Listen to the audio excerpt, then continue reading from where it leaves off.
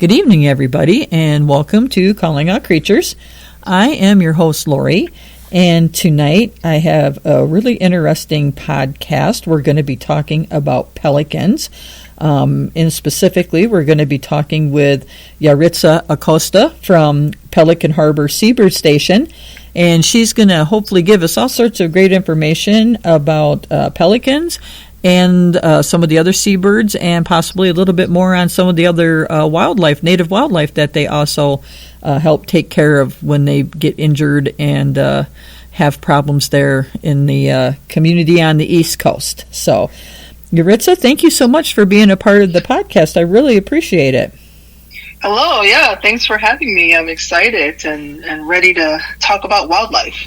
Yeah, that's awesome. I'm so glad that you could join me tonight and give us more information on pelicans and stuff like that, because, I mentioned in an email to you that I used to live in Tampa Bay, or on a bay right there by Tampa Bay. It wasn't actually Tampa Bay. I think it was like Riverside or something it was called years and years ago. But we used to be able to stand out there, and it'd be kind of cool because the pelicans would come in and it'd be like they were just falling down and into the water to fish and then coming back up with the fish. So it was really cool to watch them. I have some pictures of that from many, many years ago. So that's great. Yeah, pelicans are great. Yeah, it was pretty cool to watch, like I said. So, for our listeners out there who may not be familiar with Pelican Harbor, why don't you go ahead and tell us a little bit about what you do and Pelican Harbor and what kind of inspired the mission behind it? Yeah, so we are a wildlife rehabilitation facility in Miami, Florida, and we basically take in injured, orphan, and sick native wildlife of Florida, and we treat them, rehabilitate them, and our main goal is to release them back into the wild. So I'm a licensed rehabilitator that works there. I'm the rehab manager, so I oversee all of the clinic operations, the clinic staff, make sure the staff has what they need, the animals have what they need, and work with the veterinarians to create treatment plans, help with diagnosis, and do the whole rehab process for every animal that comes in. And it started by Harry and Darlene, a couple that lived in the marina where we lived. And they first saw injured pelicans that would come through with fishing line and hook injuries. And they just, out of the goodness of their hearts, started helping these birds. And then word got around that they were doing this. And it just kind of grew and became a thing. And before you know it, they were licensed. They were working with vets. They were working out of their houseboat for a while, then a tool shed. Then they had an actual building. And it kind of just grew and became this big thing where we were well known for taking care of pelicans. And now we take care of all native wildlife of Florida.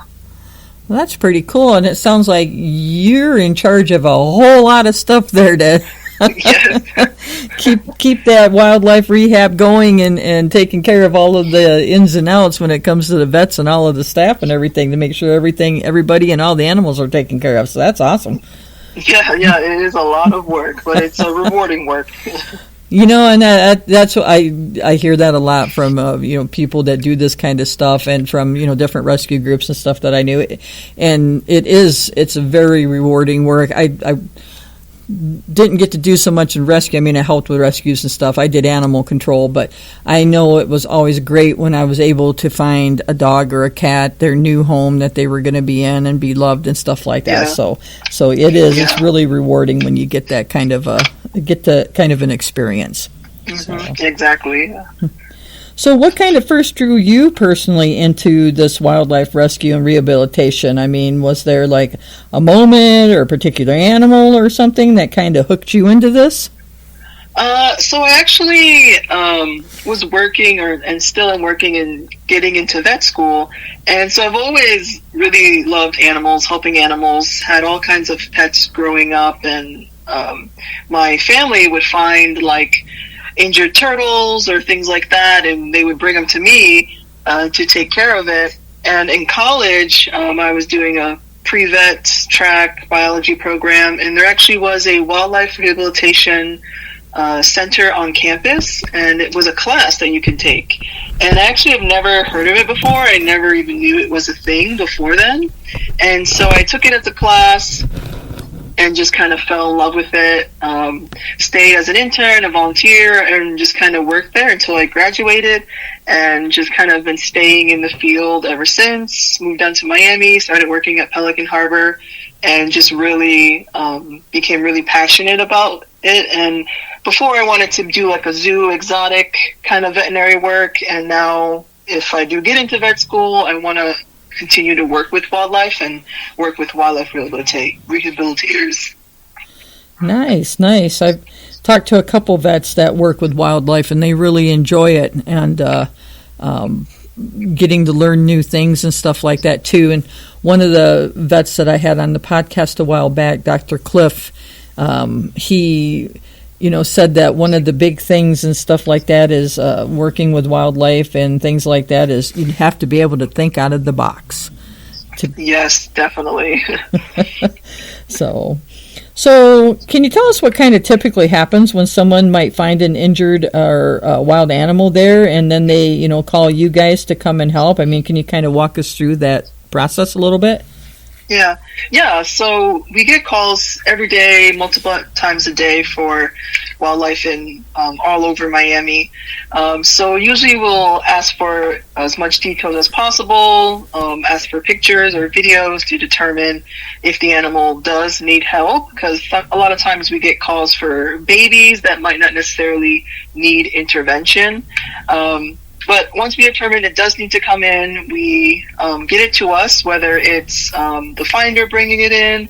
We have volunteers that help us with transport, and we even use Uber to Uber animals to us.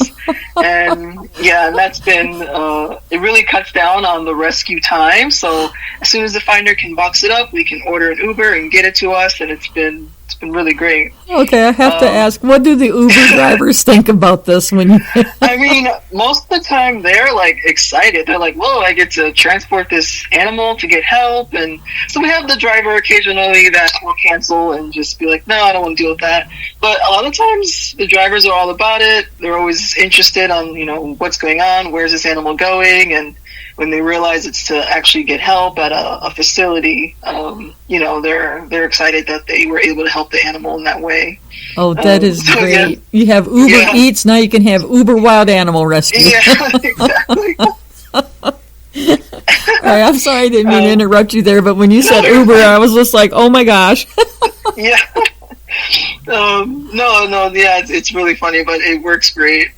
But once the animal is to us, we do an exam, we triage, we determine what's going on. Is it a traumatic injury? Is it just illness? Was it a baby that was orphaned? And depending on what's going on, we'll create a treatment plan, feeding plan, protocol, and they just kind of go through the rehab process of treating whatever is needed to be treated, making sure they're staying hydrated, making sure that they're getting calories that they need, and that they're thriving and developing, trying to limit stress as much as possible. We do all kinds of medications and therapies for them. So they'll be inside for a bit, and then eventually they get moved to an outside enclosure where they'll start their pre-release, kind of making sure they can fly, they're eating on their own, they can ambulate, things like that. And then from there, once they are determined release ready, they get released. Okay. So I know you've mentioned, you guys not only do the seabirds and stuff, but typically what's just a small sampling of some of the other Florida wildlife that you guys help out? Yeah, so we'll get all kinds of songbirds. Migration season, we'll get in a lot of warblers.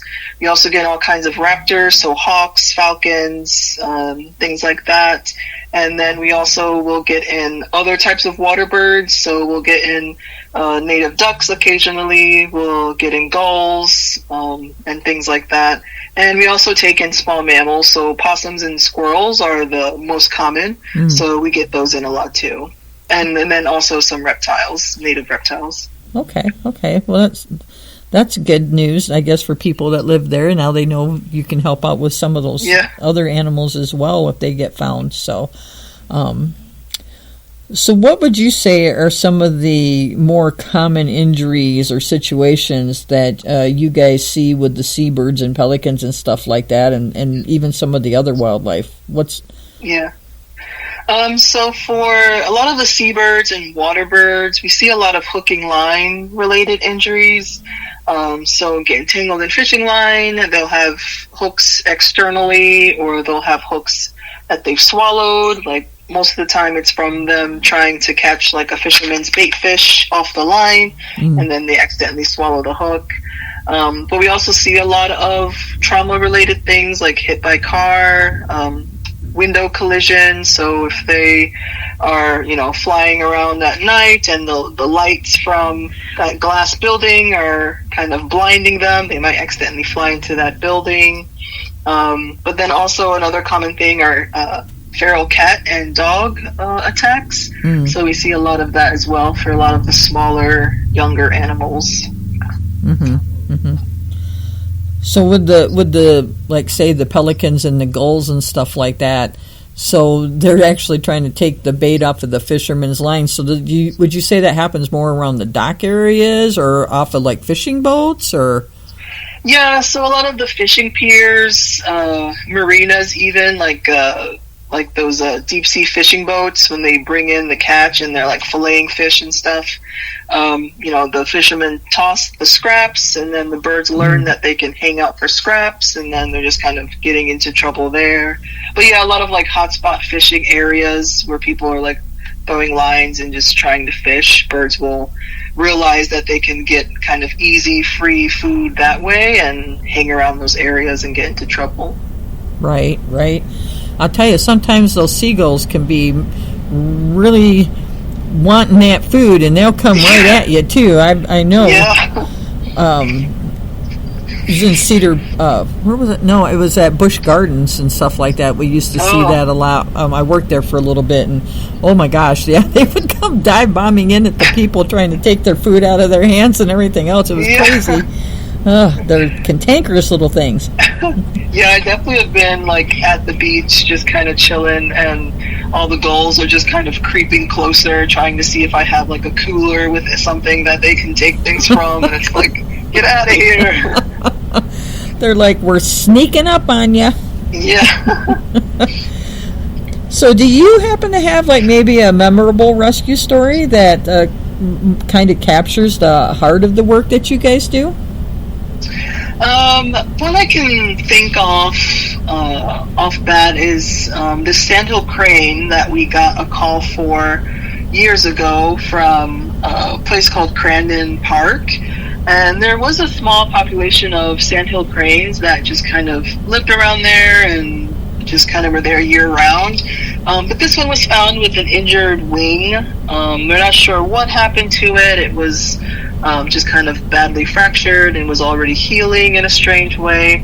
And so this guy came in, and we did all kinds of things to try to get his wing back to normal. It wasn't healing as well as we thought. He was eating, he was doing great otherwise. And there was a lot of discussion and back and forth with our vets, my rehabbers, and we actually talked to Florida Fish and Wildlife, that gives us our license, and we got permission to release that crane back to that park where the other cranes were, even though he wasn't flighted, because those cranes were there year round. And it was close enough where we can kind of keep an eye on him. We got permission to release him, but he'd been with us for a while, so we weren't sure how well it would go.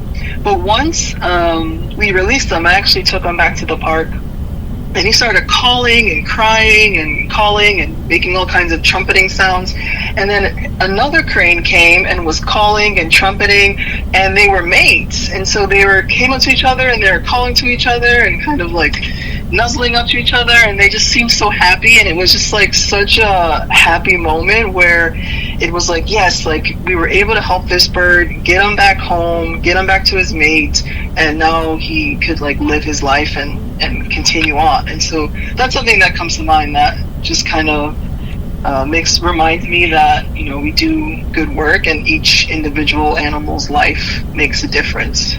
Right. Now, do you know, do the sandhill cranes, do they mate for life, or? I think they do for the most part, yeah. Okay.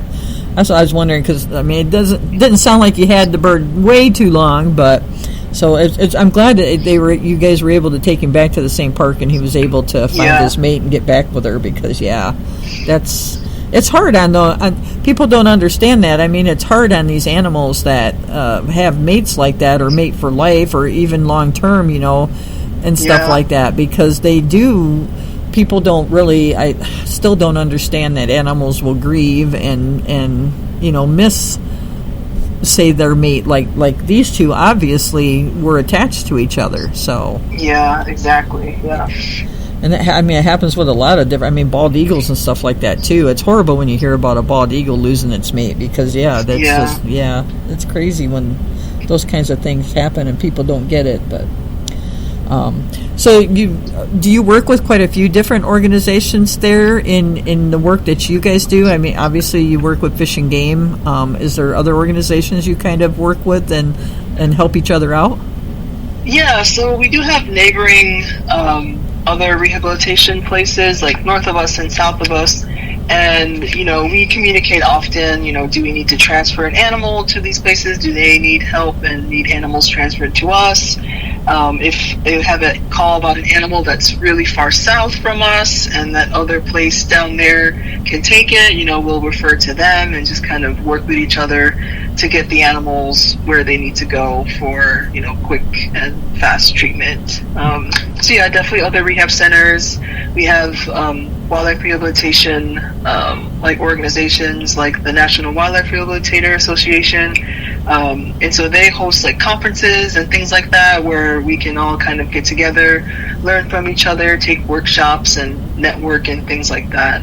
So yeah, there's a good network of organizations that we work with. Do you guys get many calls about, say, marine life, like, the dolphins and stuff like that, and stingrays and things like that to help out, or? Not really. Usually that's a whole, separate thing involving with Florida Fish and Wildlife, and they kind of take the reins on that. Okay. But, I would totally be down to help with those kinds of things, but yeah, we don't really get calls for that. I wasn't sure. You never know, because people there will be like, oh, there's a wildlife, rehab or something. Let's call them. And then not so much that they maybe think that you guys would take that kind of marine life, but they would probably think you might know who would be able to help, Yeah. Yeah, we have the Miami-Dade Sea Turtle Conservation Program here, so they do a lot of the sea turtle monitoring on the beaches, and they are often finding injured gulls and birds on the beaches, and so they know to bring those animals to us. They got some hands-on training from us of how to safely capture animals, and so we kind of work with them in that regard, so that's an interesting one, yeah. Yeah. So you were, kind of talked a little bit about going through the rehab process. So once an animal does come to your facility, what does that rehabilitation journey kind of look like before they can be released back into wild? Yeah, so they have to heal from whatever injury they have. They have to be able to eat on their own, recognize their own species, recognize what a predator is, and, react accordingly. If it's a bird, be able to fly, be able to ambulate, be able to climb, if it's a climbing animal, and just kind of exhibit natural behaviors that they should be exhibiting in the wild. Even baby animals that come in that have to be hand reared, we're always doing enrichment for them, trying to be hands off as possible, making sure that they are developing as normal as they would if in the wild, even though in the wild with their parents is always best. But we'll do all kinds of things from hydrotherapies, laser therapies. We can do all kinds of surgeries here. We do all kinds of diagnostics and blood work, things like that. We can do x-rays as well. So we'll do all kinds of things to kind of diagnose as best we can what's going on with an animal if it's not obvious, and then just kind of create a treatment plan based on that. And it may be daily physical therapy. It may be weigh every day or every other day to limit stress, things like that. getting them with their same species. If they're like group animals or flock animals, they always kind of are less stressed like that. And then always getting them outside as soon as possible until they are ready to be released, which usually we may contact the finder to help and bring animals back where they were found. We have volunteers that help with that. Our education and communications person might set up a public release for the community if it's appropriate. But yeah, just kind of doing everything we can to make sure that they're 100% before they get back out there. What happens with the animals that you say can't release back out into the wild because they've been so injured that there's no way they'll be able to survive on their own? Yeah, so euthanasia is a big part of what we do as well. And sometimes that is the only option. So we weigh that option, heavily, but sometimes they may have to be euthanized because they are too injured or they won't survive. Or based on our license, there's certain criteria that if they have like a full amputation of like a wing, things like that, obviously they can't be released. Some patients, depending on temperament, behavior, and what's going on with them, they may be used for education in other facilities, so they may be deemed non-releasable, but can be used for education programs, and we might be able to transfer them to those places. But other than that, it's either released or, the other release is what we call it, which is euthanasia. Yeah, I was wondering if you guys had some sanctuaries or something like that for some of these animals that you work with that you could transfer them out to if they can't actually go back into the wild where they could be cared for. Yeah, we do. There's a whole network of places where we can reach out and see, sometimes people reach out to us and let us know that they're interested in like a certain species or things like that, and we kind of keep it on their radar. And we have criteria that we follow to determine if they would work best for education or not, and go off that. But yeah, we do. Okay, awesome.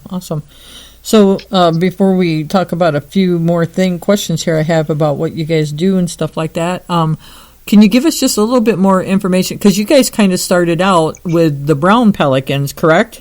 Yeah. Yep. So can you give us a little more information about the brown pelicans, so people know a little bit more about them and how they live and stuff like that? Yeah. So the most common pelican we have is the brown pelican. They're mostly seen on the beaches and the coastlines and things like that. And they're plunge divers, so they'll actually will plunge from high into the water to catch their prey, which is usually small schools of fish that like will hang out towards the surface of the water. So they'll go for those. So that's usually why you might see them kind of close to the shore. It's because they're looking for those schools of fish that are also close to the shore. But they can live to about 20-something to 30 years in the wild and in captivity. I think the oldest was 43. Oh, my goodness. I know, which is pretty crazy. The males are usually bigger than the females, and they both take turns taking care of their babies. So they both will sit on the nest. They make the nest together. They both find food to feed the babies and work together to get them fed.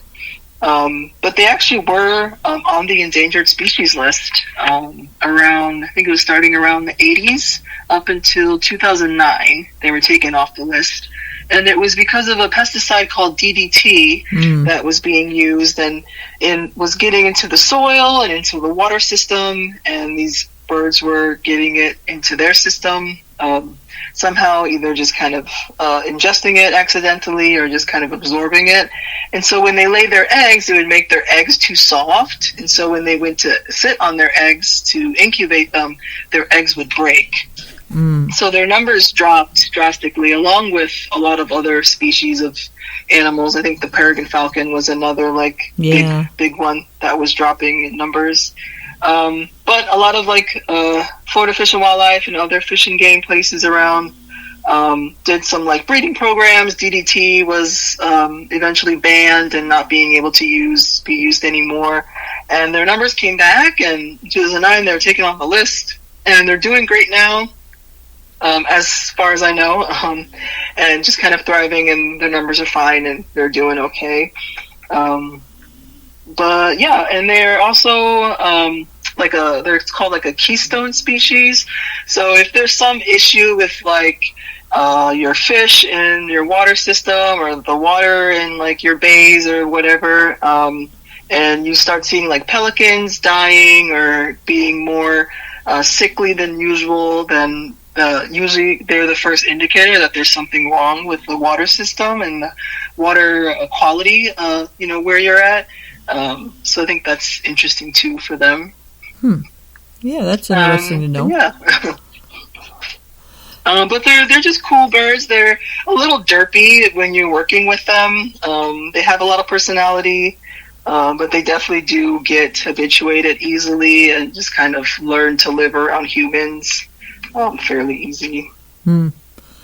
Yeah, that's it's the plunge diving. I guess that's what I was seeing them doing when I was watching them fish on the bay, a little inlet bay there that we had. I guess because that's what they did. They just kind of like from up high, and then they would just drop down into the water, and I was just like, oh my gosh.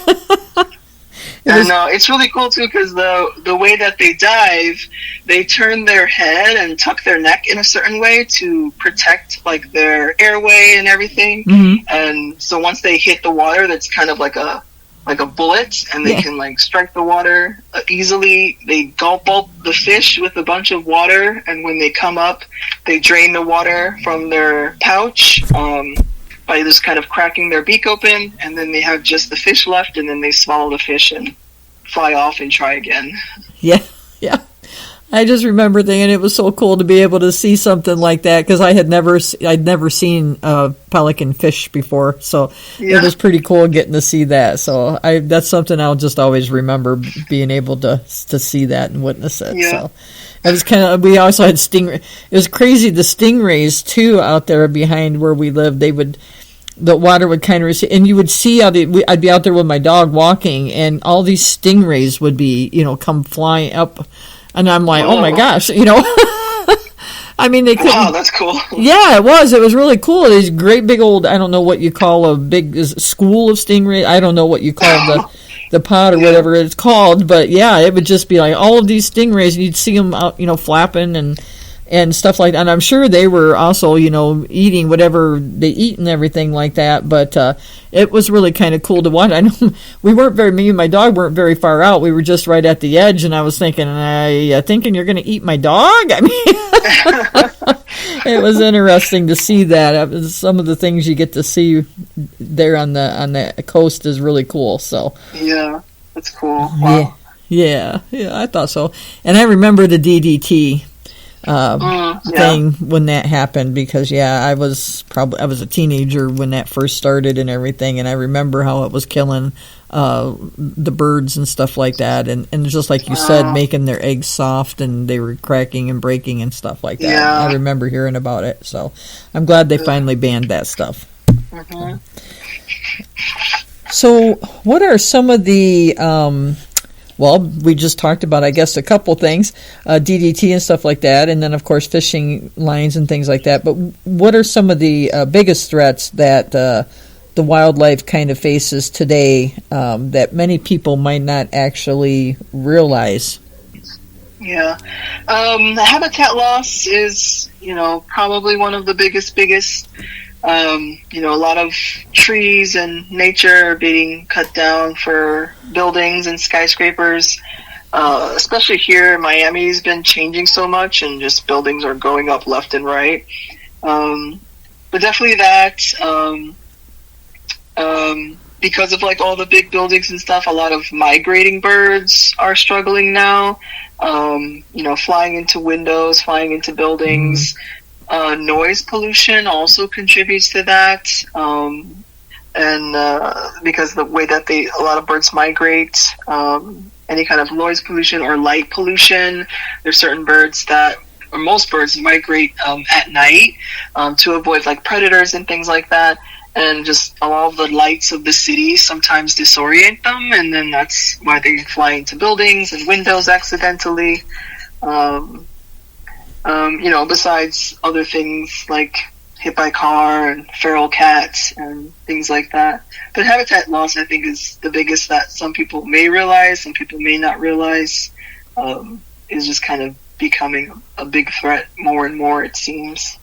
Yeah. I think a lot of, and not just, the birds and the seabirds and the wildlife there. I mean, that's kind of all over the place, unfortunately. So many animals are losing their habitats, and then people wonder why, like here where I'm at in Arizona. I mean, it's not uncommon to see coyotes and javelina and stuff I'm in a small town, but you also see them in bigger cities like Tucson and Phoenix and stuff, and they're running around the suburbs, and people, oh my gosh, what are they? Well, you took away their habitat. What do you want them to do? They're adapting, they have to live. So, yeah, it's crazy. And then I would imagine, too, I don't know how many of the windmills that you guys have for energy and stuff like that, but I'm assuming if you have some of those, especially off the coast and stuff, that would also kind of impact them because they would fly into those things and stuff like that. Yeah, probably, for sure. So when it comes to like a lot of these human activities and stuff that impact the seabirds and the coastal wildlife, what small changes do you think that people could make that could help out?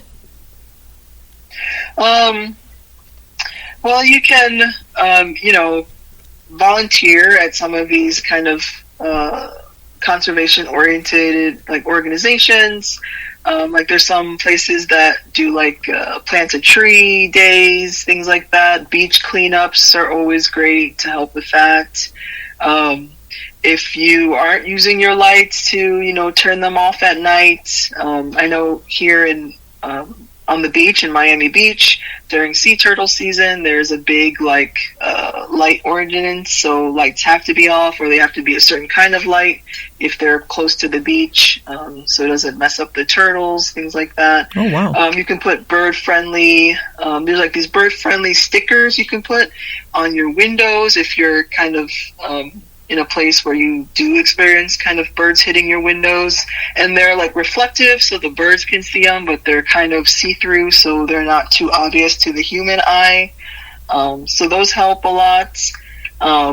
Or, if you do have a wildlife rehabilitation place near you, to volunteer, get involved with them, see what kind of help they need. That's always great to help your local wildlife rehabilitator, and things like that. So when it comes, just curious, because, you guys do so much, helping out and rehabilitating and stuff, what would you consider are some of the biggest challenges that your team might face when they are caring for the injured wildlife and seabirds? I would say just a lot of the times people find animals and they want to help them, and so they start doing things on their own to try to help the animals. They start trying to feed babies. They try to wrap wounds. They put Neosporin on some kind of injury, and usually we just have people put it in a dark, quiet box. If it's a baby, maybe put it on a little bit of heating pad if you have it, or a warm water bottle, and just call your local rehabilitators. Contact them, bring in the animal as soon as possible. Don't try to feed it. Don't try to treat it. Definitely don't keep it longer than, 24 hours, just so it can get the help that it needs right away. And there's no, aspiration issues, things like that we see with people that try to raise baby squirrels and possums on their own. They try to feed baby birds and accidentally aspirate them. Mm-hmm. For the most part, our community is really receptive to what we do. We have a lot of support from our community, so it's been really great. But just we do see those good Samaritans that try to do good, but they're actually doing harm. Right. So always just kind of call your local rehabilitation place as soon as possible if you find an injured animal, and don't try to do anything on your own to the animal, because it does cause more issues by the time the animal gets to us, and then there's more that we have to treat. Right. I think another thing that should be said too is if you see a baby animal or a bird out there, call before you move that animal or bird, because you never know. I mean, parents do go out to find food and they might leave a baby where they think it's safe. So, I mean, we've had that happen here so many times. Definitely. I had a couple young girls, and and it was sad. They had a baby deer, and their dogs were out, and of course, obviously if the dogs are out and the baby deer's laying there, mom is maybe somewhere around but not going to come close. And so instead of just putting the dogs away and just waiting to see if mom would, they picked the deer up and brought it to the animal shelter to me. It was not good. So at this point, it's like I called our Fish and Game, and they unfortunately, it was two options. I could take the deer back to the area and hope and pray that the mom would come back and find its baby, or it would have to be euthanized. So, because there's not many, I guess there's not many wildlife rehabilitators around that actually have, they're called, I think, civet permits to take care of the deer and stuff like that around here. So, it's a hard call. Yeah, I mean, the biggest thing is if you do see a baby animal, please call somebody and get more information before you pick it up and move it. Because we're about to be in baby bird season too, so that's a lot of our calls are with what we call bird napped. So birds that are bird napped and they shouldn't have been messed with. Bird napped. So. That kind of brings up another question. So say you do have someone that sees like maybe a baby bird that has fallen out of a nest in the tree. If they don't touch the bird and they call you to come, what are the chances, if you can put the bird back up in the nest, that the parents would still take care of it? Pretty high, actually. It's a good chance. Sometimes, depending on the age, they were just too active in the nest and fell out, or sometimes maybe their sibling accidentally pushed them out. But if there's if it's only been a day or two, sometimes even a few days, depending on the species, we'll always try to re-nest and monitor and just see if the parents do come back. And a lot of times they do. They're always hanging out. They're not far. And like you said with the deer, they may be watching from afar as, this person is picking up their baby, and they're just being, cautious, and there are some birds like mockingbirds and blue jays, though, will attack you if you try to take their baby. But it's a good chance that they'll take care of it again for sure. Yeah, because I think there's a lot of, I've heard things said that if you try to pick up a baby bird and put it back, a lot of times the parents won't take care of it because they might smell the human scent or whatever on the baby. But no, that's a myth actually. I was even. Oh, go ahead. Yeah, sorry. I was gonna say, even with like baby squirrels, we always try to re-nest them, and the parents, unless something happened to the parents, they'll come back and they'll get the babies for sure. Yeah. I know, and it's funny because you guys deal with possums, and I had a possum rehabilitator on with me a while back, the possum's pouch, and so we were talking about this, and she said that, because the moms carry the babies on their back when they get out of the pouch and stuff like that. And, obviously if they get scared or something and they're running and trying to get away and a baby falls off, they don't come back for the babies. They just say, oh, you're done. Bye. See you later. So, in that case, you might have to call a rehabilitator or someone, because mama might not be coming back for that baby. I've heard of a couple places though, like if the mom has kind of like a little territory she's set up in like your backyard or something. There's been a couple times where we've had people, if the baby was old enough and like healthy, leave it out there for the night and see if the mom comes back. And there's been cases where the finder has said, I saw the mom come back and the baby climbed on her back, and it was like, oh shoot, that actually sometimes works maybe. But yeah, most of the time that doesn't work. Yeah. I thought it was funny because I'm just like, oh, I lost a baby. It's okay. I'm just going on. Yeah, and I don't think like they keep count. So she's just like, I'm gone, and whoever's with me is with me. Right. I think that kind of happens with ducks too. So, yeah. You get a bunch of ducks going, and they're trying to get somewhere. A baby gets sidetracked and goes somewhere else. Mama duck just keeps on going. I was reading a story about ducks in New York, and sometimes they'll nest up higher on some of these buildings on the window ledges and stuff, and so they actually have people that go and get the ducks and ducklings or the ducks or eggs and they'll move them down, to the parks or the ponds or whatever might be right there in the park, and they to try to get the ducks to take care of them there, because obviously you don't want them up on the side of a skyscraper. Yeah, so that's crazy. Yeah, so I thought it was a very interesting story. I'm like, really, you guys go out and gather them? Okay, well, I guess it's a good thing that you're doing that, because poor little baby ducks get born, they can't fly, and they fall off the side of a 20-story building. That's not going to be good. Yeah, no, definitely not.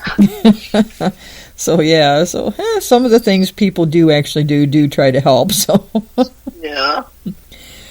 So, as obviously we all kind of know, education is a big part of wildlife conservation, as we're talking about here. Call first.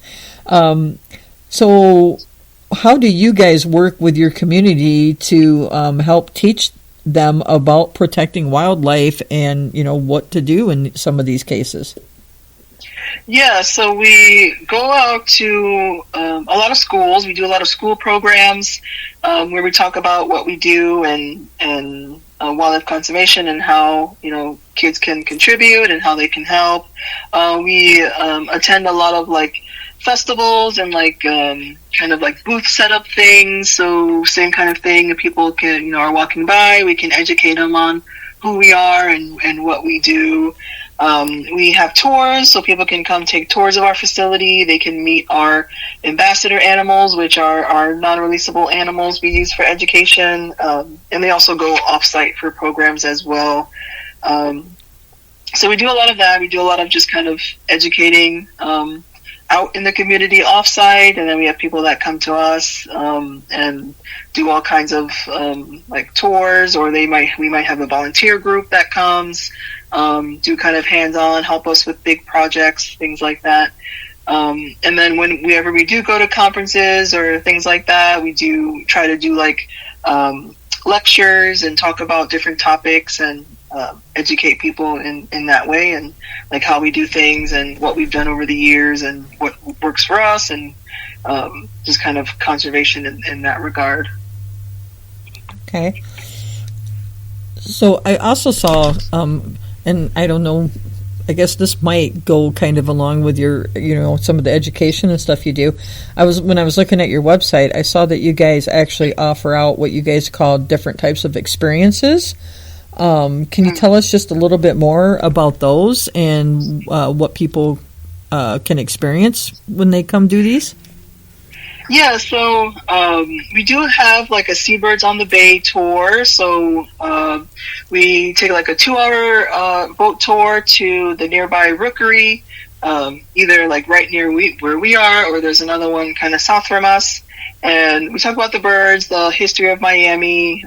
We try to do some birding while we're out there, and just kind of enjoy the sunset. Or we have a full moon cruise as well that we'll do to enjoy the night light and the moon while talking about wildlife and birds and what we do. I think one of our kind of tour things is to feed the ambassador pelicans that we have on site, so people can come and kind of hand feed our pelicans, interact with them, learn more about pelicans and that way. And just kind of meet our ambassador animals one-on-one. So we have a screech owl, we have a possum, we have turtles that people can meet and interact with. We also have them for adoption, so you can donate for their adoption and help goes towards like their food. You get like a picture, you can come visit them, and it's just kind of supporting them for a year. So that always is helpful for us, and just kind of things like that. Yeah, I was reading about some of them. I thought that they sounded like they'd be pretty cool to be able to go and do. So yeah. So I would say if people down there get a chance, or if you're going on vacation down there and get a chance, they should probably come check out some of that stuff and learn a little bit more about you guys and the birds and stuff like that, because that would be really cool. And hand feeding the pelicans would be interesting. Yeah, they all have their personalities and their quirks, so it's always interesting to do that one for sure. I can just see that one. That would be fun. So I know a lot of people kind of know how they can kind of help out, people that love animals and stuff like that. But what would be some of the ways, like say if they wanted to help support wildlife rescue efforts or your efforts, what could they do to kind of help out with that? Volunteering is also a big one. Donating your time, getting involved. Like we have outside volunteers that are a big help with like cleaning and feeding all of our outside patients, so they're always helpful. We have volunteers that help with rescues and release, which is tremendously helpful because then the staff can kind of concentrate on the treatments and the things like that. Donating in any way, it can be monetary, or you can donate other things that the organization might need. We are always in need of like towels and cages and things like that, and we have an Amazon wish list that we try to update regularly, so people can always go to that and contribute to that. Just getting the word out about us, so if you find an injured animal, or your friend told you they found an injured animal, you know that they can call us, you can refer us to them, you can just kind of spread the word about who we are, where we are, and how people can get involved and make sure that animals get to us. They can come out to our education programs if we have them out in the community, or attend one of the releases to support us and what we do. So kind of ways like that for sure. Cool. So there's quite a few different ways that people could actually kind of help you out and help out Pelican Harbor and stuff like that. So cool. So with all the animals that you have helped out and some of the stories and stuff like that you've experienced, what kind of keeps you hopeful about the future of wildlife and wildlife conservation? I think there are a lot more young people getting involved and being more mindful about, nature, wildlife conservation, things like that. So that keeps me hopeful that, younger generations are interested in helping animals, helping wildlife. Whenever we have school tours come through or we go out to programs, the kids' eyes light up. They all, want to work with animals. They want to volunteer with us as soon as they're old enough and get involved.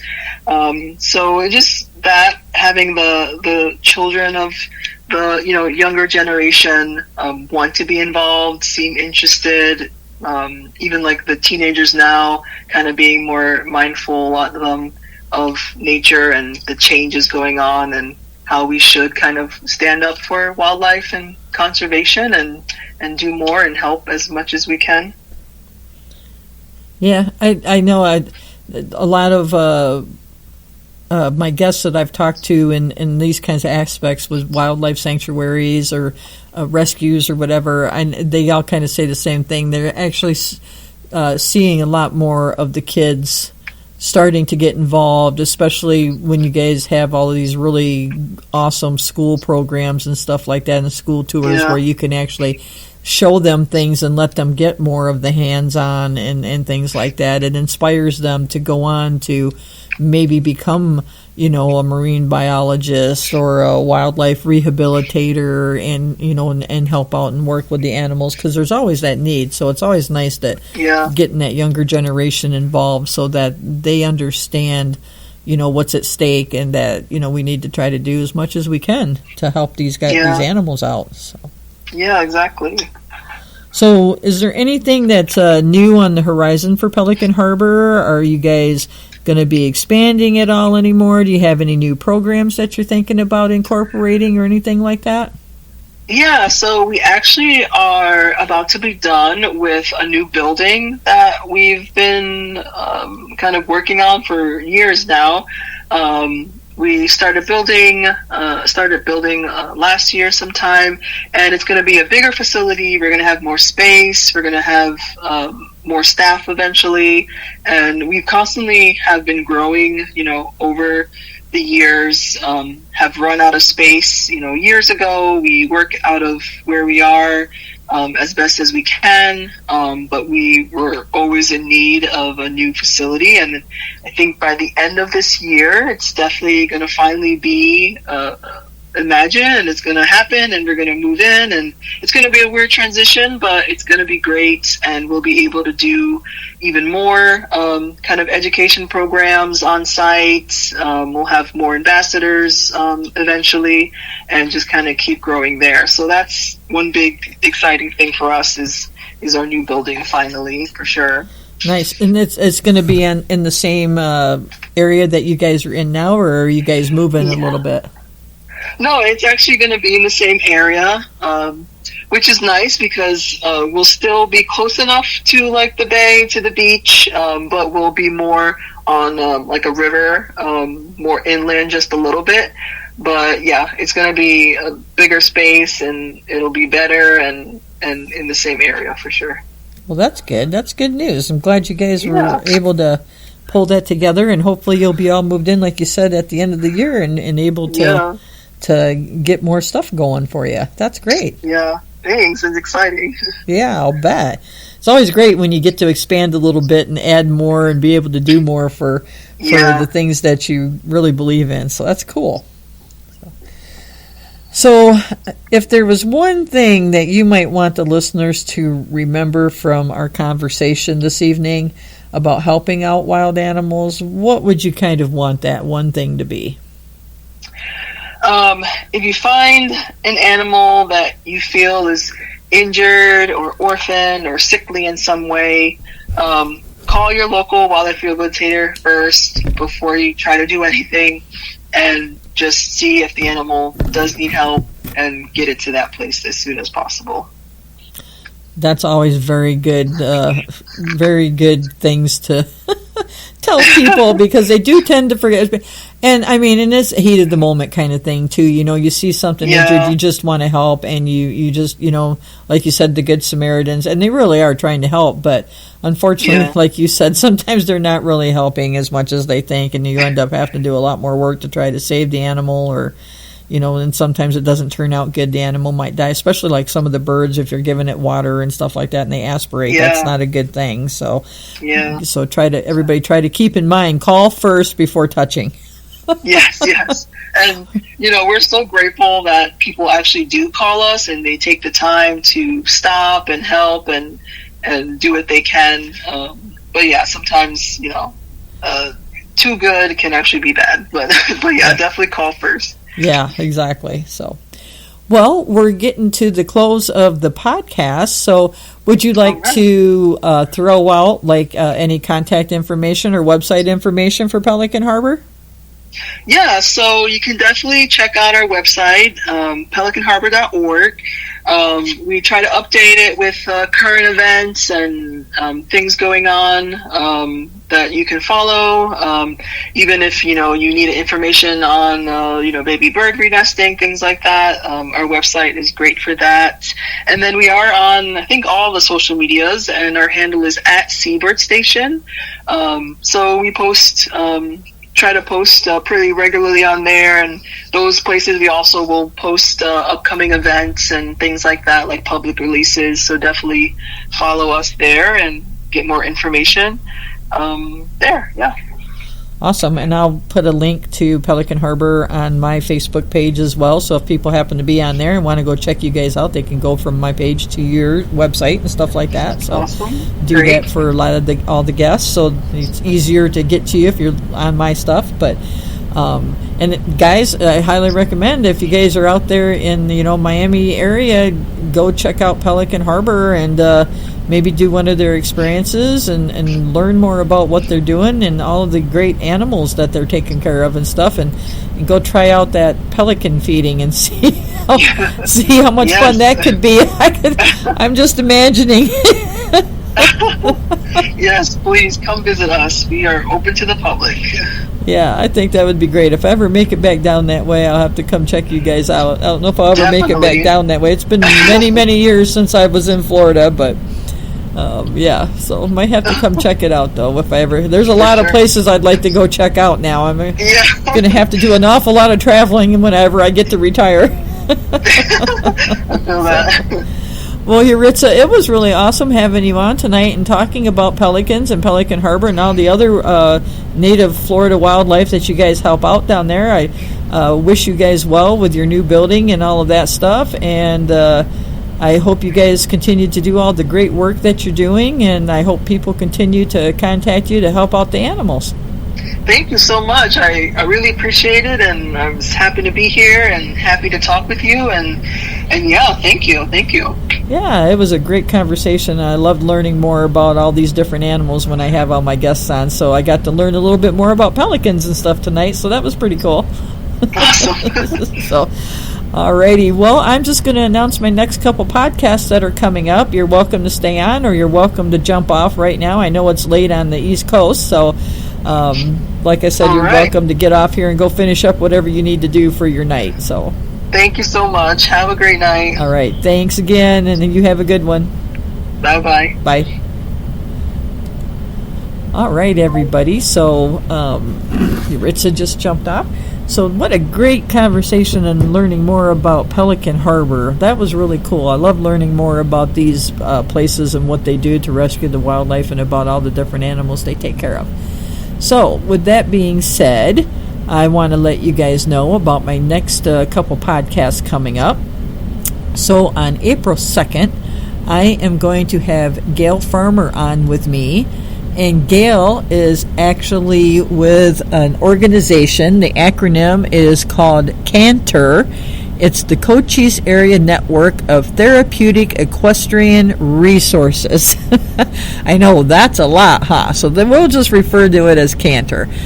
So CANTER is one of the nonprofit organizations that actually happens to be right here where I live in Cochise County, and they offer therapeutic riding.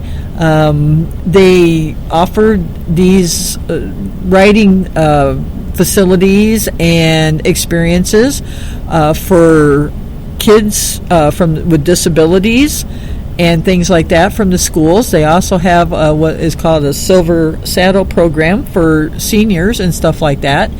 But it's really cool. They use the horses that they have to help these kids. They get to come out and if it's possible, they get to ride the horses, of course, with their